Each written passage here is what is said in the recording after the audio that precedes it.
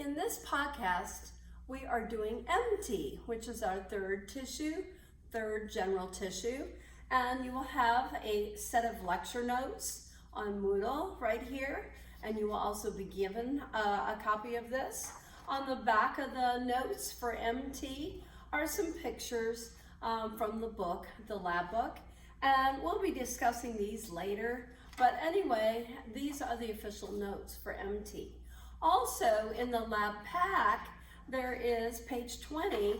There's another table right here, or a chart, that's going to compare the three basic kinds of MT, okay? So we have skeletal, cardiac, and smooth, or it's called visceral. So anyway, I'm going to go over these general things that we use to classify the three specific kinds of MT. And so we're going to start basically with skeletal muscle, because we have the most skeletal muscle in the body of all the three. All right, so up here I have MT, which is muscle tissue, and the prefixes that mean muscle tissue, myo and sarco. So myo and sarco always mean something related to muscle, okay? The cytoplasm always stains acidophilic in all of them. It's either a light pink color, a dark pink, or medium, right? So acidophilic staining of the cytoplasm. And where do we not find any muscle tissue? None of the three. In teeth. Teeth don't have any muscle associated with them. Bones, cartilage, the brain, spinal cord, and nerves have no muscle tissue associated with any of them. So now we're going to start with the first type of muscle tissue, which is going to be skeletal MT. And so skeletal muscle is abbreviated SKMT, and we call muscle cells myocytes, okay, myocytes. And so that's the general term for all muscle cells. So myocytes means muscle cell. Right there, muscle cell. So all three kinds of muscle cells are going to be very distinctive. So we're just going to talk skeletal right here. So I drew a picture of a skeletal muscle cell, and basically it is a very long rectangular shape, and it has truncated ends. Truncated means flat ends to the cell. They're not pointed, they're not rounded. They look like you just took a knife and chopped them on both ends. So they have truncated ends, very long rectangular shape, and in the inside, the cytoplasm is called myoplasm, okay? We rename it myoplasm, and basically it's going to be a medium pink color in there. And so then what else? Here's the nucleus. The nucleus is a long oval, and the nucleus always sits to the sides of the cell, okay? Sides of the cell. And so what do we call that position? It's called a peripheral nucleus. Peripheral means to the side of the cell, okay? Right there. And how many can they have? Oh my gosh, they can have anywhere from 10 nuclei per cell to 100, okay? So there can be anywhere from 10 to 100 plus per cell. So it has the most nuclei of any cell in the human body. All right, so they're sitting peripheral on the sides of the cell. And then the other thing that makes this very identifiable is it looks stripes. When we look at it with a microscope, you are going to see the stripes. And the stripes are called striations, okay? Striations. And so the stripes are actually going to be made out of two proteins. And so the proteins are listed over here. They're called contractile proteins because these two proteins make muscle cells contract. And so that means they're going to shorten when they contract, and then when they relax, they're going to lengthen. And so what are the two proteins? Myosin, which is nicknamed the thick protein, and actin is the thin protein. All right, so these striations, when you look at them in the microscope, you're gonna see, oh, there's a thin part, then thick, and then thin, thick, thin, thick, thin, thick, thin. And so these are going to alternate the proteins. So where it's thin, it's gonna be actin. Where it's thick, it's gonna be a hunk of myosin, and then actin, myosin, actin, myosin, actin, myosin, actin, and then it will continue. Right, so those two proteins make it look like it's got stripes. It's striped, and so those are called striations. Very easy to see in skeletal muscle. Now we might have to use the diaphragm in lab to turn down the light so that you can really see the striping pattern. But even on low power and medium power, with the light wide open, basically you can see the striations. Very easy to see in skeletal muscle. So now on page 20 in the lab pack, this chart, I summarized skeletal muscle. And so I put it on the board in case you don't have that sheet available, just so you can remember these things. So the first thing is the name of this muscle is called skeletal. The abbreviation I like to use is SKMT, all caps. The location, where do you find skeletal muscle? Well, on the bones of the skeletal system, right? And so attached to bones or cartilage. Where else do you find them? In something called external sphincters. So the anus has an external sphincter to hold it closed, and your bladder has one at the base to hold it closed, okay? So sphincters, external sphincters, will have skeletal muscle, and then the shape of the overall cell for skeletal muscle is rectangles. Rectangular, long rectangles. And then how many nuclei? We just did that, 10 to 100 plus per cell. The shape of the nucleus is a long oval, okay? Where does the nucleus sit?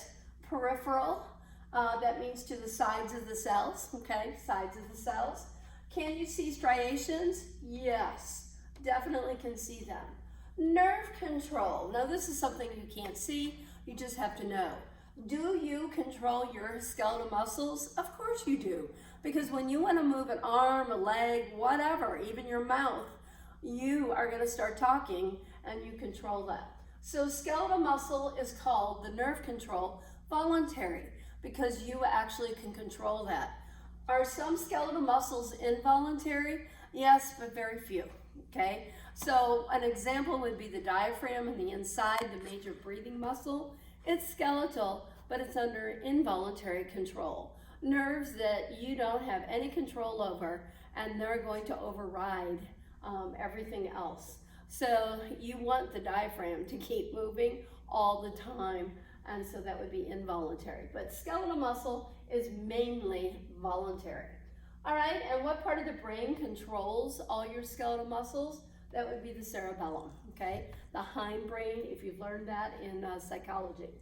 Okay, staining color, medium pink. Medium pink cytoplasm is the color that's going to be obvious to you. And then the rate of contraction. We have names for the rates of contraction, how they contract, and it's called twitches. And so we have basically two kinds of twitches, fast and slow twitches to our muscles. And so if you're a sprinter, then more of your skeletal muscles are fast twitchers. Because you're a sprinter, you can go really fast. And then I have more slow twitching muscles because I can do endurance sports, long term. I can run 5 miles. I can, not fast, but I can go the distance. I can play tennis over a long period of time. And so I tend to have more slow twitching muscles. So twitches is the term for the rate of contraction for all skeletal muscles. And then what do skeletal muscles do in general? They move the body and body parts, specific body parts, and it closes body openings like the anus and then around the base of the bladder. So those would be the sphincters. All right, now we're going to talk about cardiac muscle tissue. Cardiac muscle tissue, CMT, and is only in the wall of the heart, not in the blood vessels that go in and out of the heart, no. Only on the wall proper is what we call that. So basically, these are very rounded shaped muscle cells. They stain a dark pinkish, purplish red. And then they have a nucleus in the center. They can have 1 to 2 nucleoli, just depends. And they're always a round nucleus, right dead center in the central location. They do have striations, but really pretty hard to see. They're not real obvious. So you pretty much have to go to high power to see the striations.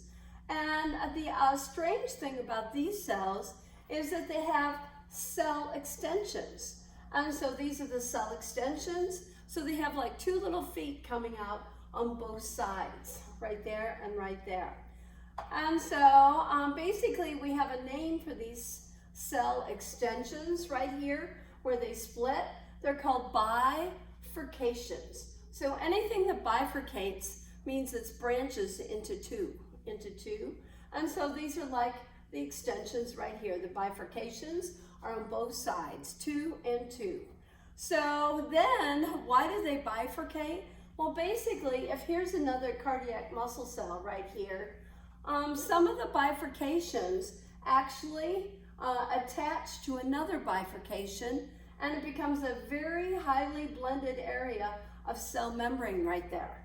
And so basically, they're gonna blend together right here. And so this becomes a blended cell membrane. And it's going to be very high in fat, which is cholesterol. And so basically what's going to happen is the electricity that basically is responsible for making your muscle cells contract in the wall of the heart, the electricity is going to come from another one like this. And so here comes the electricity, and then it will jump to another fatty pad like this. And so it makes the electricity jump when you have these little fatty areas between the cardiac muscle cells. So do all cardiac muscle cells have these little blended cell membranes full of cholesterol? No, only certain ones do, and they make a pattern inside the heart to transfer the electricity to eventually produce the heartbeat. And so we'll talk about that in AMP2 when we study the cardiovascular system. But we have a name for these fat pads, these blended cell membrane areas. They are called intercalated, that's how you pronounce it, intercalated disc. It's an intercalated disc. And so that's what this is, an ID, intercalated disc area right there. And that's gonna be the area that attracts the electricity for the contraction. So basically that's cardiac muscle tissue on a slide. Is it easy to see these bifurcations? No. They sort of blend together, so pretty hard to see, but if you had an electron microscope, you would see them easily. Now we're going to go over the different criteria used on this sheet, again on page 20, to identify the cardiac muscle tissue. And so the name of it is cardiac muscle tissue, abbreviation CMT. Where do you find it? Only in the wall of the heart, not in the blood vessels. Shape of the cells, round with the extensions, called bifurcations. How many nuclei per cell? 1 to 2, okay? Shape of the nucleus, round. Where do you find the nucleus? Right dead center, central. Striated, yes, but hard to see them, the stripes. Nerve control will be involuntary, okay? Because involuntary means autopilot. In the brain, it's called the medulla and pons that controls your heartbeat and your heart contraction. And so that's called involuntary control. If you didn't have that, then every second of your life, you'd have to say beat heart, beat heart, beat heart, and that would be terrible, right? So basically involuntary control by the medulla and pons of the middle part of the brain. All right, staining color for the cytoplasm, dark reddish purple. And then rate of contraction, it's called a rhythmic beat. So when it contracts, it's going to produce a rhythmic beat, and then we can also record that in an EKG or an ECG in AMP2. And then the functions of the cardiac muscle tissue basically is to push blood out of the heart, right? So it's the pump of the body. Our third specific type of muscle is called smooth, and its abbreviation SMT, or it can be called visceral muscle. And so viscera, the term viscera right here, refers to any organ. And so visceral MT is abbreviated VMT, and basically it's in the wall of an organ. So like your intestines, your stomach, your bladder, okay? So which one do they use the most? Smooth. Smooth muscle is used the most, and so that's the one I prefer, but a lot of times it's used interchangeably, and that's the one I'm going to use as SMT. So what do the cells look like? Say we're in the wall of the intestines or the stomach, or even blood vessels. It doesn't make any difference. They all look alike. They're going to be long. They almost look worm-like, long shape. They have a pointed end right here. And so when they're long like this, the overall shape with pointed ends on both ends like worms, they call that spindle shape, So long with pointed ends, spindle shape up there. They have one big nucleus that sits in the center of the cell, and it's one of the longest nuclei basically in any of the tissues, right? So very long nucleus, oval shape. And then the cytoplasm is a deep pink. And you cannot see striations, Is it striated? Yes, but you cannot see. So can't see striations. Can't see them, but they are there, okay? And so because these muscles contract, they have to have myosin and actin. And so you just can't see them at all, right?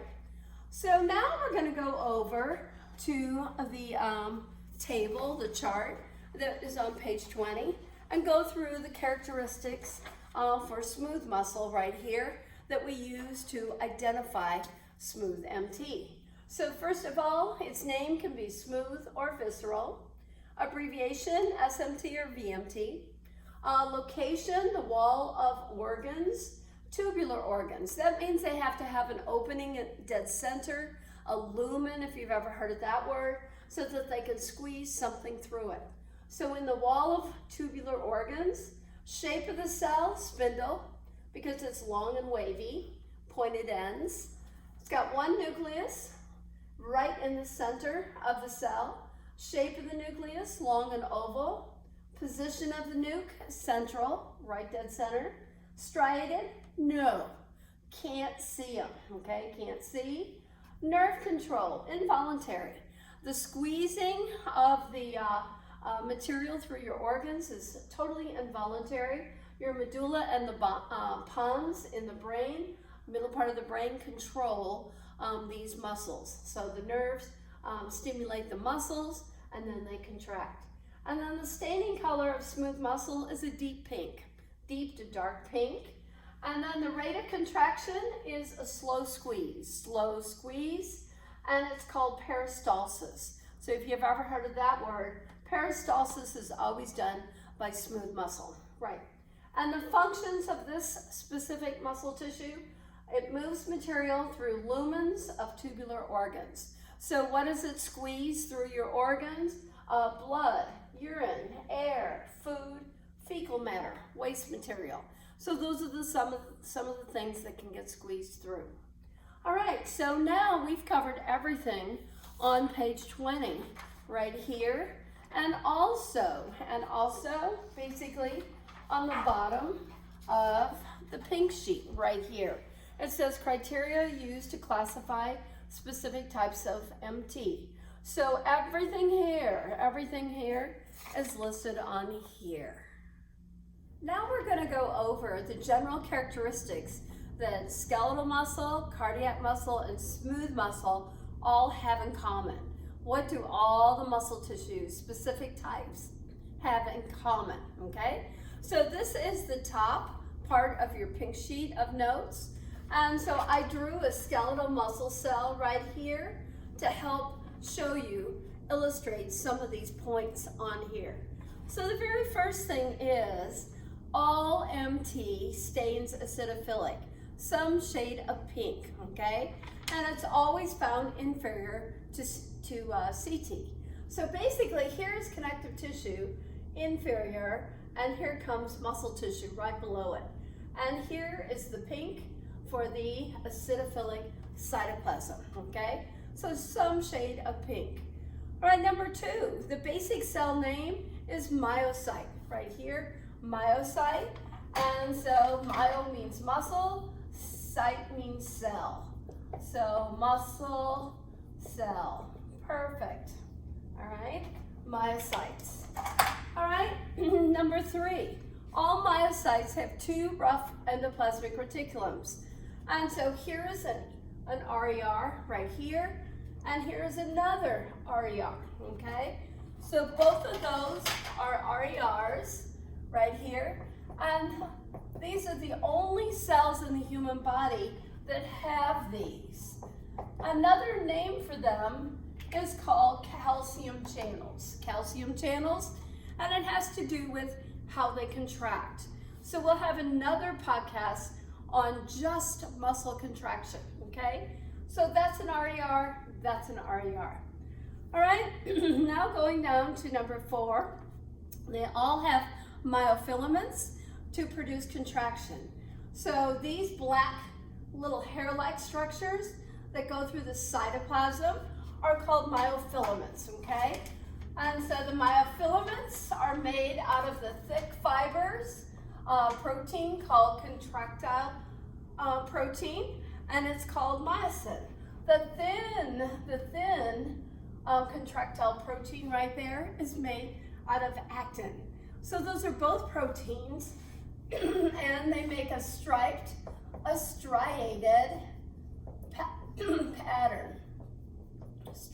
pattern, and these are called myofilaments. These black lines made out of these 2 proteins, actin and myosin, right there, the thin and the thick. And we'll be using these and talking about them a lot more in terms of contraction a little bit later. So basically the striations are from the myofilaments made out of the 2 proteins. All right, so that's number 5 and number 6 on your sheet. 7, muscle contraction is controlled by nerves, absolutely. So the nerve control, here's a nerve going into the muscle cells. And so basically our choices for nerve control for the muscles would be voluntary or involuntary. So voluntary means you have control over the muscle contraction. What part of the brain allows you to do that? The hindbrain, called the cerebellum. And then involuntary control is in the middle part of the brain, called the medulla and the pons, okay? And so they say that's automatic pilot or automatic control. You don't have to worry about it. It's done for you automatically, right? So that's our nerve control on our sheet. So that would be number 7. Number 8, there is something called a neurotransmitter called ACH, and ACH is going to make these muscle cells, comes out of the nerves, and it's going to make the muscle cells contract. So if I put these little brown dots right here, this is what's going to help make it contract, and it's called ACH. Acetylcholine is a neurotransmitter that stimulates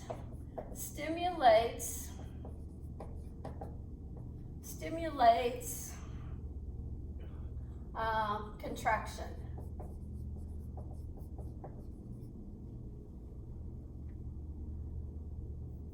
Misspelled it. So ACH is the neurotransmitter that's going to stimulate the contraction, okay? So stimulates contraction. And we will hear more about this later when we do the podcast on muscle contraction. All right, to basically make all muscle cells contract, we have to have 4 things to make all muscle cells contract. You have to have oxygen present, you have to have calcium, which is Ca, you have to have the big K, which is potassium, and ATP, a source of energy, okay? And so that is number 9 on the sheet. And then to make it relax, muscle cells relax, you need more oxygen, you need magnesium, Mg, and you need ATP, essentially to break the bonds so that they can slide back and relax. And then after the contraction, number 12 on the sheet, there are end products, like waste products, okay? Waste products essentially are end products right here. And so these are the waste from the process of contraction. So what are the waste products? CO2, ADP, adenosine diphosphate, because you just used up your ATP, which is triphosphate. And then you have a lot of lactic acid, something called lactic acid builds up in your muscle cells, and that's what gives it the soreness over time. So then you have to not exercise so much, and the lactic acid will break down when you introduce more oxygen into your cells. So that is number 12 for the end products. And then the how muscle cells contract basically is called the sliding filament theory, and we will be going over that when I draw how muscle cells contract. That's number 11. So the only thing we have left to cover is number 13, and all your muscle cells are going to be bundled together with CT wrappers.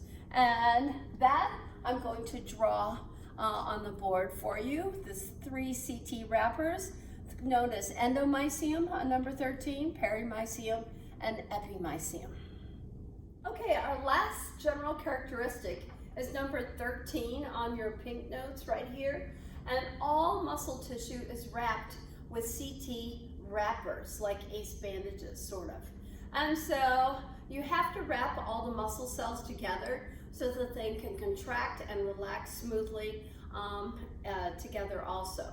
So basically, what I have on the board here is 1 bone and 1 bone. Okay, great. Now I have individual muscle cells. That's a myocyte, myocyte, myocyte. And so I have 6 of them up here, 3 over here and 3 over here, okay? So these are our muscle cells. We're making these skeletal muscles cells because they're the easiest. So here's my muscle cells, wonderful. And now every muscle cell has to be fed. So there's a little layer of loose CT all the way around each muscle cell. And so it has capillaries in it to bring in the food and the oxygen, and then to take away the waste and the CO2. So every muscle cell has its own blood supply to it, and it's made out of loose CT with capillaries. So I have put that in red, and that is actually our first wrapper, our first individual wrapper, and it's called endomysium.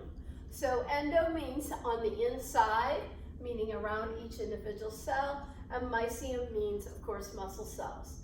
All right, then you have to wrap all of these individual muscle cells with something so that they can work together. So the green layer is actually going to be dense reg CT going around here that makes a bundle, okay? So this is DRCT, DRCT. And you just created a bundle right here. So we have a name for bundle, and it is called fascicle. Fascicle. And so bundles of muscle cells, and the last tissue we'll talk about will be nerve tissue, and it is also bundled very similar to what muscle is and how it's bundled.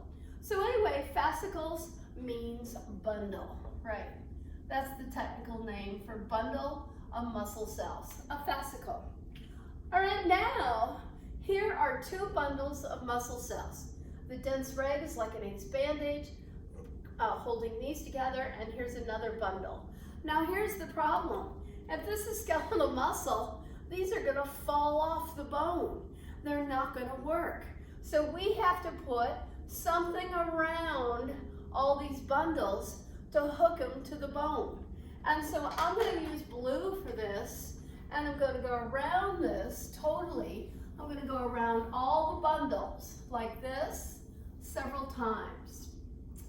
And then I'm gonna make this come off like this and attach it to a bone. I'm gonna attach it to a bone right here. And then when it comes off this side, it'll attach to another bone. It'll go to another bone. And so now it also attaches to the surface of the bone right here, and then goes over here. So what do I call this attachment site, this structure right here? This is actually called a tendon. A tendon, and this is another tendon coming off this group of muscle cells. Here's another tendon. And so basically, tendons attach muscle to bones and or cartilage. So this is our third wrapper. This is the third wrapper right here. And so this is made out of dense reg CT, simple squamous ET, right out there. So our third wrapper on the outside is epimysium. Epimysium, because epi means on the outside or above everything, and so it's going to be made out of simple squamous ET plus dense reg CT, and what it does is it anchors the muscle to bone or cartilage. To bone or cartilage. Otherwise, your muscles won't work. If they just make bundles, you got to hook them to something so they'll actually do some functions. So those are our wrappers, 3 CT wrappers that are going to be found around all muscle cells. And when we go to nerve tissue, the last tissue, nerve tissue is also going to be bundled, but we use a little bit different terminology, but it will be the same principle again. So that's it for all of the 13 general characteristics of muscle on here.